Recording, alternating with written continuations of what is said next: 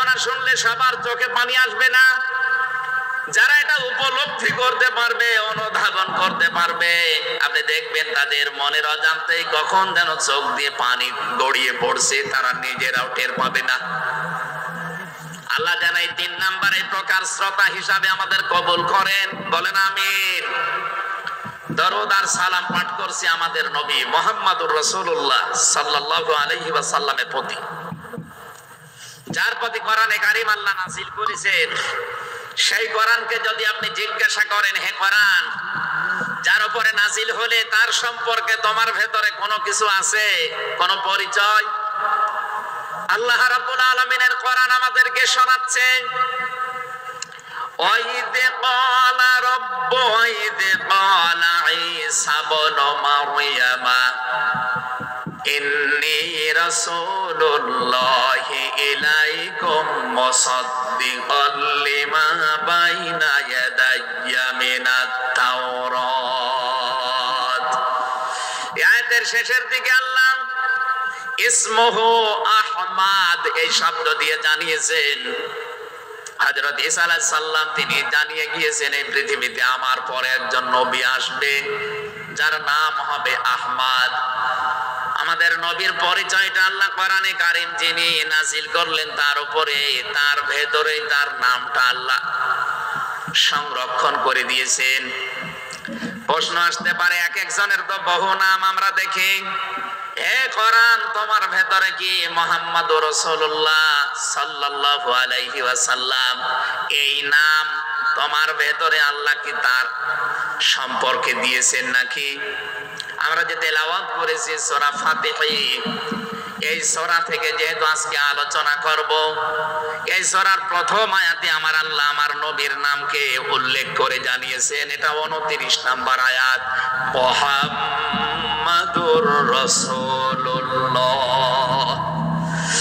সূরা ফাতিহার 29 number আয়াতটা আমরা পড়েছি 4 ভাগের 1 ভাগ। এই আয়াত থেকে আমরা আজকের আলোচনার বিষয় সাজিয়েছি। আমার আজকের বিষয়বস্তু, আমরা মুহাম্মদুর রাসূলুল্লাহর উম্মত হতে চাই। সত্যি যদি আল্লাহর দৃষ্টিতে বিশ্বনবী মুহাম্মদুর রাসূলুল্লাহর উম্মত আমরা হতে চাই, মাস্ট বি তেলাওয়াতকৃত আয়াতের এই বর্ণিত গুণগুলো আমাদের এখন থেকেই অর্জন আরম্ভ করা লাগবে। আমি সহ যারা এসেছি অবশ্যই আল্লাহ এই গুণগুলো এখন থেকে যেন পালন করার তৌফিক আমাদেরকে দান করেন, আমিন। সূরার নাম সূরা ফাতিহা, ফাতাহ মানে বিজয়। এই সূরার প্রথম আয়াতের ভেতরে এই শব্দটা আছে, এখান থেকে নামকরণ করা হয়েছে। আল্লাহ রাব্বুল আলামিন বলেন, ইন্না ফাতাহনা লাকা ফাতহাম মুবিনা। অবশ্যই হে নবী আমি আপনাকে একটা সুস্পষ্ট বিজয়ের সুসংবাদ দিচ্ছি। এই বিজয়ের ঘটনা তো ঐতিহাসিক ভাবে ইবনে কাসিরের ভেতর থেকে আমি শিক্ষার জন্য এবার বলছি।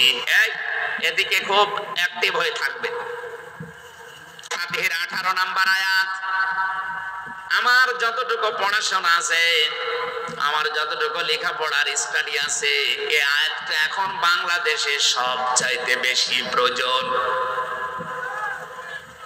সূরা ফাতিহা 18 নাম্বার আয়াত। যে যেখানে আছেন, দাঁড়িয়ে আছেন, বসে আছেন, শুয়ে আছেন, কান এবার খাড়া করে দেন। হুদায়বিয়ার সন্ধির যে ঘটনা আমরা শুনেছি এতদিন পর্যন্ত, শুধু শুনেছি অনেকে, কিন্তু এখান থেকে শিক্ষাটা আজ অনেকে নেয়নি। বাংলাদেশের এখন যে অবস্থা, এই শিক্ষা নেওয়ার সময় এখনই। নবীজি 1400 মানুষ নিয়ে এসেছিলেন সাহাবায়ে কেরাম নিয়ে হজ করার জন্য। হুদায়বিয়া নামক যে জায়গাটা এখন কূপ আছে, এখানে এই জায়গায় নবীজি আশ্রয় নিলে আস্তানা গাড়লেন, তাবু গাড়লেন। কাফেরদের পক্ষ থেকে এখানে প্রতিবন্ধকতা সৃষ্টি করা হয়েছে যে না, আপনাদেরকে আমরা আর যেতে দেব না। বিশ্বনবী তাদেরকে প্রস্তাব দিলেন যে আমরা কিচ্ছু নিয়ে আসিনি, সাথে করে শুধু হজ করে চলে যাব। কাফেরদের পক্ষ থেকে আওয়াজ এলো না, আপনাকে আমরা যেতে দেব না। তবে আমাদের একটা প্রস্তাব আছে, আপনি যদি আগামী বছরে আসেন হজ করে যেতে পারবেন, কিন্তু এবছরে আপনাদেরকে আমরা আল্লাহর ঘর কাবায় যেতে দেব না। কি নিষ্ঠুর আচরণ! তাকান, আল্লাহ পাকের নবী আল্লাহর ঘর তাওয়াফ করবে, বাধা দিচ্ছে যারা আল্লাহকে বিশ্বাস করে না তারা।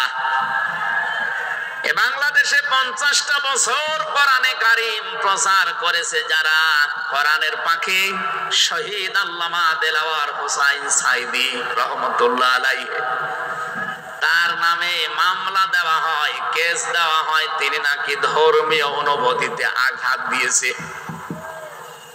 আমার তো মনে হয় 1500 বছর আগে নবীজিকে যারা বাধা দিয়েছিল আল্লাহর ঘর কাবায় হজ করতে দেবে না, 1500 বছর পরে যেন তাদের প্রেতাত্মারাই ফিরে এসেছে। আল্লাহর নবী বললেন, ঠিক আছে, ওসমানকে পাঠালাম। হযরত ওসমান ইবনে আফফান রাদিয়াল্লাহু তাআলা আনহু তিনি গেলেন।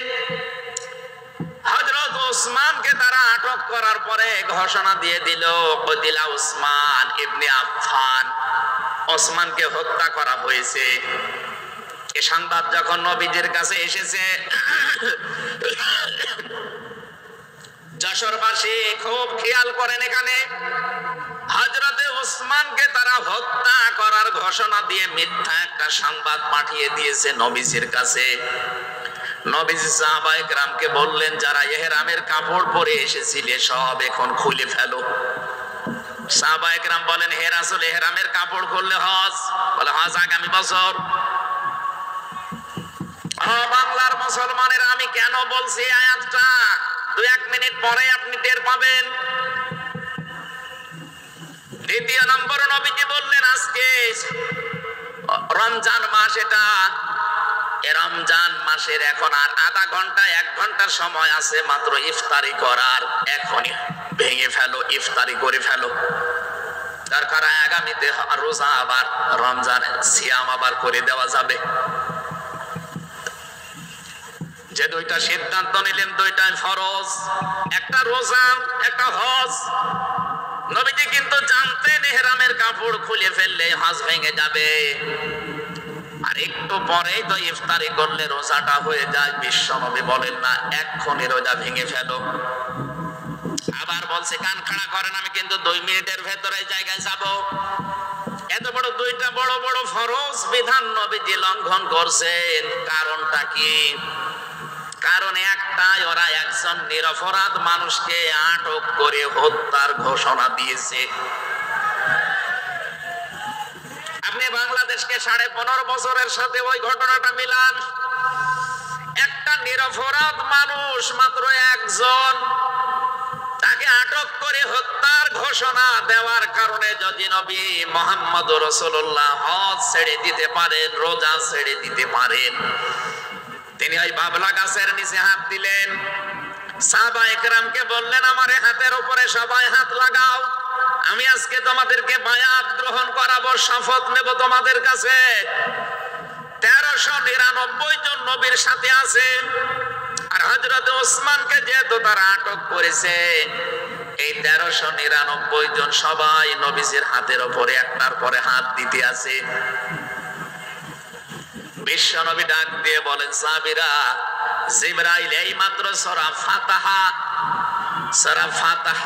এই সূরার 18 নম্বর আয়াতটা আমাকে তেলাওয়াত করে শুনিয়ে গেল। জিবরাইল এসেছিল, তোমরা কেউ দেখতে পাওনি।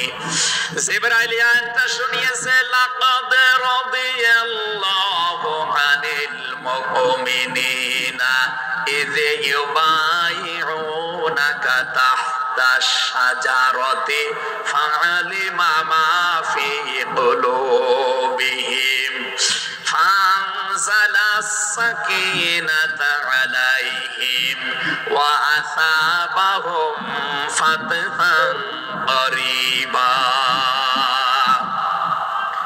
খুব খেয়াল করেন, সেই সময় পর্যন্ত আমি চলে এসেছি। নবীজি নিজের বাম হাতটা সাহাবায়ে কেরামদের উপরে রেখে বললেন, সাহাবীরা, আজকের এই বায়াতের উপরে, শপথের উপরে আল্লাহ পাক নিজেই জানিয়েছেন যে তিনি রাজি হয়ে গেছেন। আয়াত শুরু করার আগে আল্লাহ দুইটা তাকিদ দিয়েছেন, লাম এবং কদ।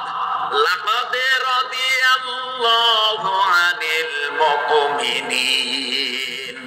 আল্লাহ পাক বলেন, আমি নিজে মুমিনদের উপরে অবশ্যই অবশ্যই রাজি হয়ে গেছি। রাজি হব না, হয়ে গেছি। তাহতা শাজারাতি, এই গাছের নিচে আপনার হাতের উপরে যারা হাত দিয়ে আজকে শপথ বাক্য পাঠ করছে যে ওসমান হত্যার বদলা না নিয়ে কেউ মদিনায় ফেরত যাবে না, আমি আল্লাহ তাদের মনের খবর যেহেতু জানি, ফাআলিমা মা ফি কুলুবিহিম, তারা যে শপথ নিচ্ছে এটা কিন্তু লোক দেখানোর জন্য না, এটা মন থেকে। তাদের উপরে আমি আল্লাহর প্রশান্তি নাযিল হয়ে গেছে অলরেডি। তাদেরকে আমি আসন্ন একটা বিজয়ের সুসংবাদ দিচ্ছি। সুতরাং এই বায়াতের রিদওয়ানের উপরে যেহেতু সবাই হাত দিয়েছে, ওসমানের হাতটা এখানে নেই, হে নবী আপনার বাম হাতটা উপরে তুলে ধরেন, এইটাই আমি ওসমানের হাত হিসাবে মেনে নিলাম। তার মানে 1400 মানুষের উপরে আমি আল্লাহ অলরেডি রাজি হয়ে গেছি।